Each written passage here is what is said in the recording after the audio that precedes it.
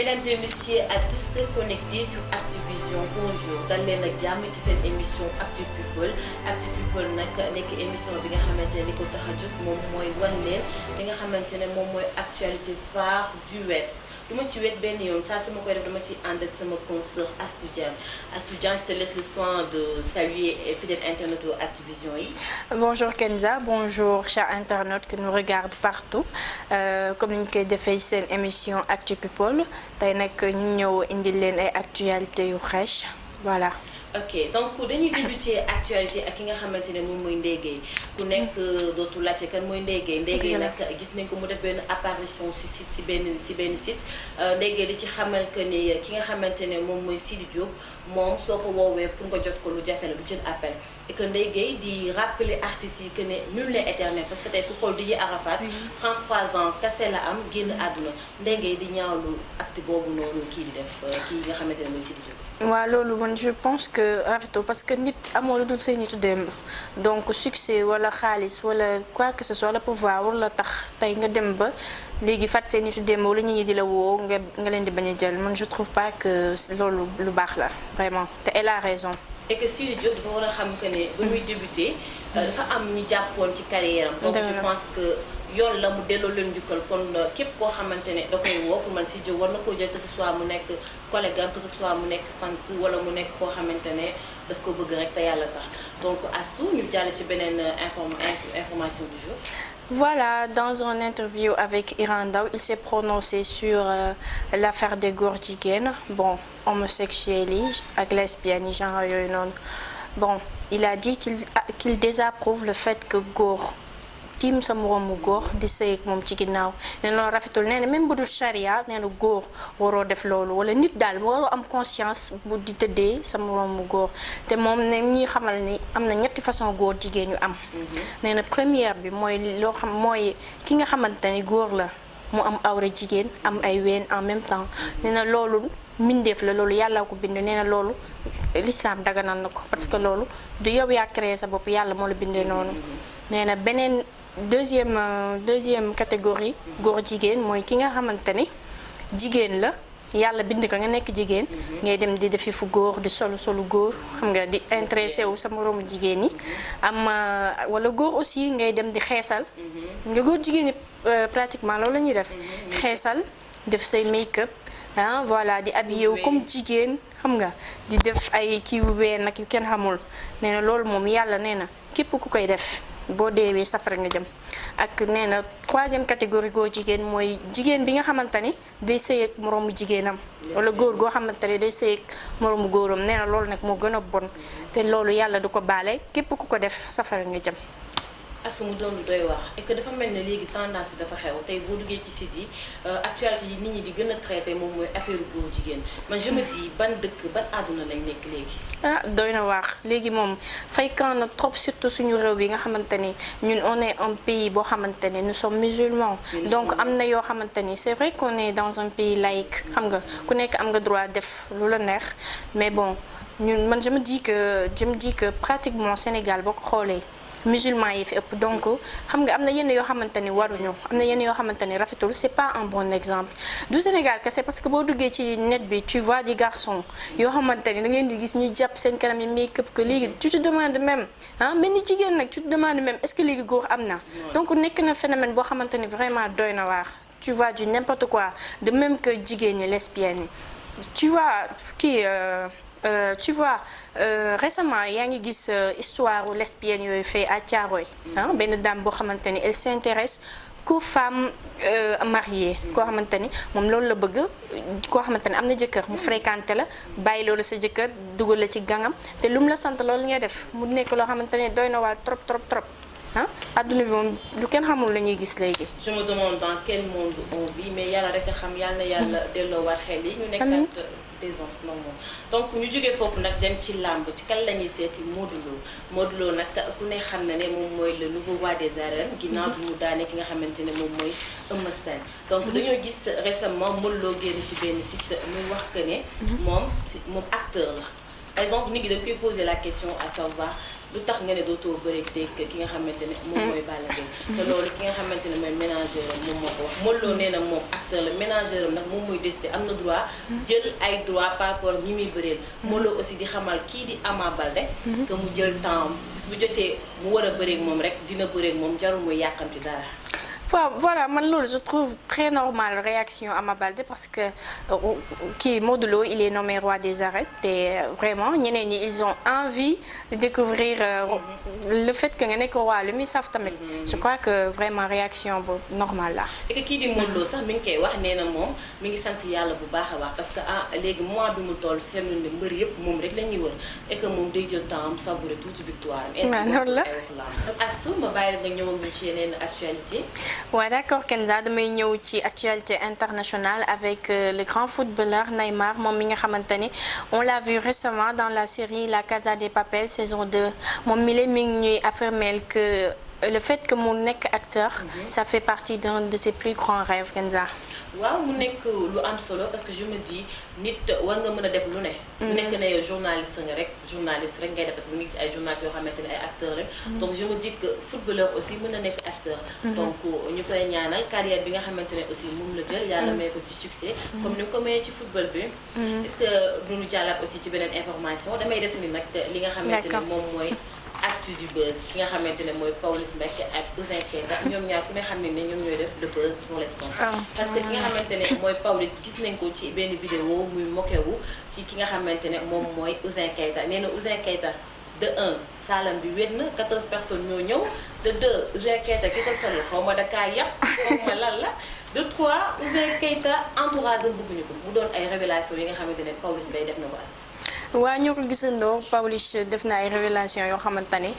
benn instant aussi da ciy saboté mais benn instant aussi mi ngi ciy wax dëgg parce que nee na Pawlish ki ko ñawal kii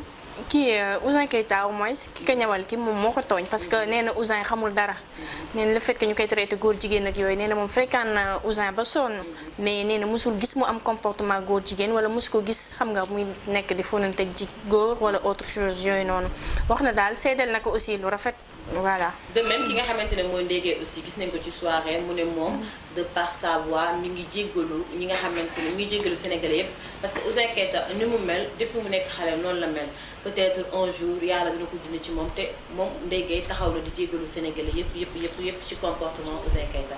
Astou waaw ñu gis ne Ndeye Gueye elle était présente dans la soirée mu témoigner aussi Ouzin Keita lu rafet elle a dit aussi que le fait que Ouzin Keita ni mi solo du tey xam nga yàgg na ci moom te moom wax na lu ne dem na ba Ouzin Keita da ko doon daw ndax reproche yi mu ko daan def donc je pense que d'après lii xëy na Ouzin Keita wala ki koy ñawal wala entourage am bu dinañ xoolaat bu baax li muy def wala ni muy solo wala genre yooyu noonu voilà. lan nga ñu indi laat. voilà ma ñëw ci affaire Thiou Diop ak DJ Edouard Thiou Diop on a vu récemment qu'elle avait posté une vidéo sur le net dénonçant DJ Edouard ni daf ko bëggoon viol elle avait raconté toute l'histoire sur lui sur elle et DJ Edouard mais affaire boobu bi mu amee DJ Edouard bi mu gisee vidéo boobu noonu il était furieux après il a déposé plainte contre Thiou Diop parce que nee na Thiou Diop li mu koy waxal lépp loolu du dëgg biñ demee devant la barre Thiou Diop elle a affirmé que kii DJ Edouard moo ko bëggoon violé et que du moom kese parce que am na yeneen mineurs yu mu violé du moom kese la ko bëggoon def DJ Edouard tamit moom répliqué na nee na moom loolu Thiou Diop di ko waxal moom def ko moom Thiou Diop elle n'est pas consciente de ce qu'elle dit quand elle est ivre lu ko neex lay wax day créer affaire viol et tout loolu nag tribunal bi prendre na ko en compte ba jox leen beneen date ultérieure pour continuer jugement bi. waaw Astou comme ni ma koy waxee saa su ne gis nga milieu showbiz nag dafa nekk milieu bu doy waar. parce que lu ne nga ciy dégg des tentatives de viol ñoo xamante ne dañuy ñëw pile pour quelque chose d'ailleurs sax des fois ñu naan promotion canapé. kenn bëgg la jox poste ne la faaw ma sekk yow dara. on sait xamuñu nag moom diggante Thiou ak Edouard nu mu demee. mais comme que teg nañ ko ci loxo yoon donc nañ déglu yoon parce que yoon dina tranché wax li nga xamante ne dëgg fa la féete. waaw loolu dëgg la. ma ñëw ak yéen ci information ki nga xamante ne moom mooy Gorgui Sy Dieng moom nag kenn dootu ko présenté kii di Astou Traoré nekkoon capitaine des Lions moom nag mi ngi remercier bu baax ki nga xamante ne mooy Gorgui Sy Dieng ndax nee na Gorgui Sy Dieng depuis ñu nekk ci seen tournoi boobu Gorgui Sy Dieng il était toujours présent di leen encouragé di leen yokk jom ba ci bi ñuy dajeek Mozambique moom kii di Astou Traoré moom mooy wax ci turam ne que ne Gorgui Sy Dieng dafa ñëw ba ci moom ne ko Astou Traoré yow yaay capitaine bi te yow boobu basketee rek xale yi basket loolu moom moo ko may courage ba jour boobu noonu gis nañ bu baax réalisation yi nga xamante ne Astou Traoré moom la def as. waaw loolu c'est vrai je trouve noble de sa part le fait que Gorgui Sy Dieng depuis kan bi mu commencé ba léegi taayul benn yoon di encourager Lions yi et tout je trouve ça noble de sa part et puis sax encourager na leen ba dig leen ñoom ku nekk ni leen boo leen gagné la finale dinaa leen jox 100 millions ku ne 100 millions je crois que c'est juste pour c'était juste pour encourager leen jox leen fit jox leen jom pour ñu gagné match boobu noonu. voilà et que Gorgui Sy Dieng kenn dootu ko présent na ci affaire sociale. ci hôpital yi nga xamante ne équipé na ko mu nekk nit koo xamante ne dafay œuvrer ci social. waaw loolu dëgg la mu nekk loo xamante ne lu nice lu rafet parce que mënoon na toog ni man am na damay toog sama place mais def ko ndax ñu bëri am na ñoo xamante ne ñu bëri loolu lañ koy def seen xaalis duñ ko aider. dañuy dem il préfère dem ci boîte yi di ko battre wala dem ci soirée yi di ko battre mais moom comme que am na conception boobu noonu di aider la population c'est vraiment quelque chose de très bien de sa part. acte bu noble la. voilà mu ñëwaat ci actualité internationale ki nga xamante ni moom mooy Jams ñu gën ko xam ci turu Mélanie Georgiades moom mi nga xamante ni moo génne woon single boobu nga xamante ni mooy Confession mu siiwoon trop au niveau de l'international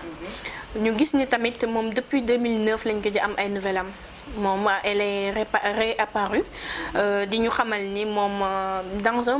pendant un moment elle était absente parce que elle trouvait pas bonheur à sa vie que du xaalis wala richesse wala pouvoir moo tax ngay heureuse sa àdduna moom elle s'est réfugiée dans la religion musulmane mu jéem a opté religion bi nee na c'est dans la religion qu'elle a trouvé paix d'ailleurs même elle s'est voilée elle a vraiment changé de look changé na et puis voilà je trouve ça quelque chose de bien. waaw que Jams kenn ñëpp xamoon nañ Jams ci look bi mu nekkoon ku watu woo nekk femme fatale. bu daan yéeg ci public bi ñëpp xam ne Jams moo yéeg donc comme ni nga ko waxee loolu en 2009 la woon Jams génnoon ci benn mosquée mu voilé wu def hijab te moment boobu noonu France dañ doon interdit hijab mu nekkoon polémique bu rëy a rëy Jams def apparition boobu moom mi wax ci benn interview que ne elle a trouvé sa voix da doon wax moom mooy kan mooy Jams donc xam na ne à un moment donné du way du succès du buzz mooy àdduna c'est nga retrouver wu benn paix de l'intérieur te moom mi ngi am paix boobu noonu ci bi mu convertir nekk ci diine l'islam donc loolu tey moo ko may li mu am yëpp et que kontaan na trop ci yoon bi nga xamante ne moom la jël. oui maintenant elle est heureuse dans sa vie avec son mari et ses 2 enfants je crois que c'est quelque chose de très bien. jeexalee émission bi ak actualité bi nga xam ne ci Guigui lay wax Guigui nag nekk ambassade su cancer du sein moom nag mi ngi xamal jigéen ñi nga xamante ne am nañ borom kër que ne bu ñu bëggee mucc ci jàngoro boobu noonu di cancer du sein war nañ mën di nàmpal seen jëkkër yi ba pare di pour ñi nga xamante ne dañoo am doom allaitement aussi baax na ci cancer boobu noonu di cancer du sein.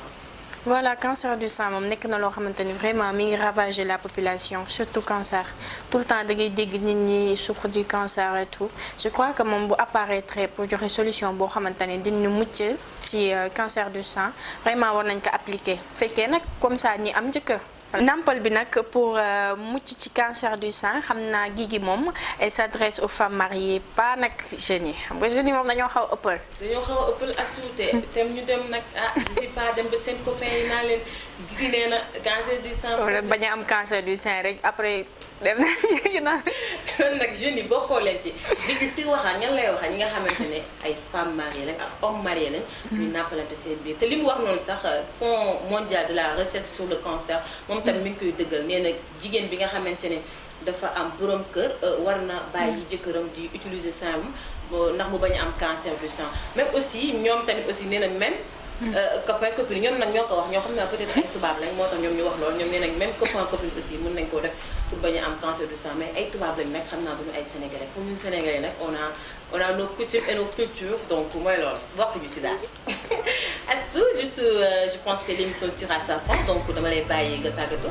Voilà, ça fait un plaisir d'avoir partagé encore ce plateau avec toi. Nous vous donnons rendez-vous très prochainement. D'ici là, portez-vous bien. Si c'est beneen numéro Actu People ñu ngi leen di béggee di leen ziar bu baax a baax. waaw comme ni ma koy waxee saa su ne dama wéet benn ci sama plateau nee naa la sama consoeur laa ci àndal muy Astou Diagne may am contentement chaque jour di ko partager ak moom donc di leen jaajëfal yéen ñi nga xamante ne yéen a safoo seen émission bi di Actu People nous vous donnons rendez-vous donc très prochainement et d'ici là portez-vous bien et surtout restez connectés sur Activision. Merci.